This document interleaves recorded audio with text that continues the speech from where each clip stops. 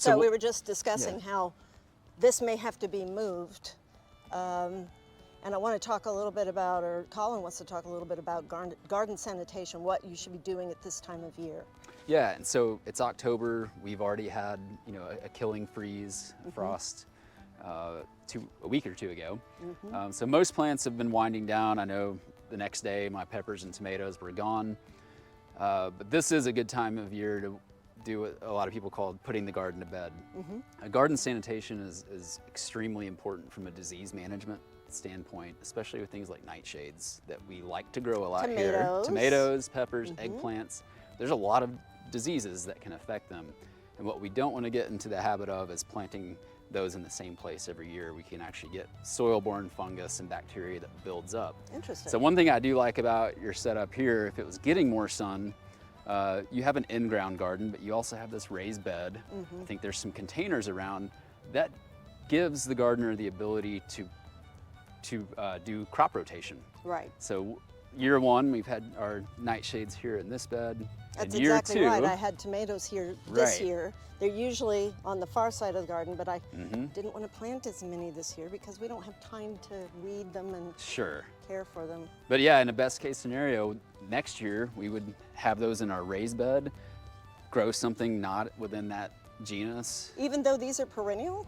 Well, I'm saying if we move them. Yeah, if you had an empty raised bed that, you know, so you're rotating ideally on about a 3-year basis to try to suppress that disease, because if the host isn't there, it can't thrive. So I like that example. But what, you know, when we're pulling out those plants, if possible, I like to get those into the yard waste if your city offers that. I don't want to go throw them in my home compost. Could I not save these? Those perennials are fine. They're going to come back. I'm really more talking about those nightshades. Those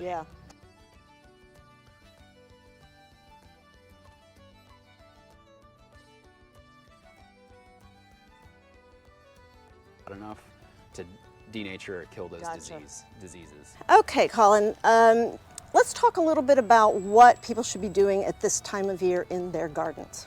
Right, so we've already mentioned kind of putting the garden to bed, garden sanitation. If we have empty pots, you know, cleaning those, a little bit of a dilute bleach solution. This is a great time of year for planting trees. This is the ideal time. Which we have done because we are perfect people. Yeah, so even though the plants are going dormant, they pulled all their resources down to the root, those roots are still growing throughout the winter. So we do want to keep an eye on water. It can still get dry in the winter, so about 1 inch a week. Mulching is great to help insulate those roots. Which we have done. Right. And this one, you know, when we mulch, 3 to 4 inches is about the maximum height that we want this.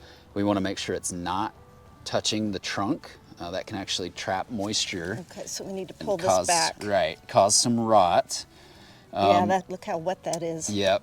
And we want to make sure it's at the proper planting depth too. So we want to see the root flare about at the ground level. So sometimes the mulch can disguise that, but our root flare is about right here. So that's at the ground level. We just want to pull this mulch back a little bit. So this one I don't need to dig out. Yeah, it's right there. So we're just going to pull some of that mulch back, spread it out a little bit more, pull some Bermuda grass weeds, and we're in good shape. Now the only other thing I would mention, so you've staked this tree, and that's fine on initial planting, but we want to remove that no more than a year to have supports. Trees need to develop resistance to things like wind to gather, you know, to have strength in their bark. So this is almost like having a cast on your arm for 4 months and taking it off. You can't just go jump back right into what you're doing. You've got to build that strength back up. But we want to, these are nice, a little bit loose. They're not tight and pulling it one direction or the other, so it can move a little bit. But after a year, we're going to want to go ahead and take those off. We see these left on way too often, and the tree's trying to grow around it, and it's actually strangling it. And this is a silver something maple. Okay, yeah, it's a maple. Now these are a little bit thin barked. Something you may want to do if you've put a maple in going into the winter, they can get some sun injury on their south side. That can happen in the summer or the winter. You get a really warm winter day, some of those cells wake up, then it plummets. The temperature plummets overnight, and those cells burst, and you'll get wounds. So you can take some tree wrap, kind of lightly wrap that around until we get back into the spring, summer months. Are these ties too tight? They came with the They tree. might. It's not critical at this point, but I wouldn't really want to let it go too much longer. Yeah. They're a little bit tight, but there's a little bit of flex in there Okay. too. But certainly by next spring, I'm probably going to go ahead and remove those. So what you're saying is we accidentally did this one kind of right. Yeah. It's certainly Well, some good practices. But yeah, fall's the ideal time for this. It's also a great time if you do have perennials. You know, I have a lot of native perennials. Great time to divide those and add them to a new planting area. Gotcha. Okay.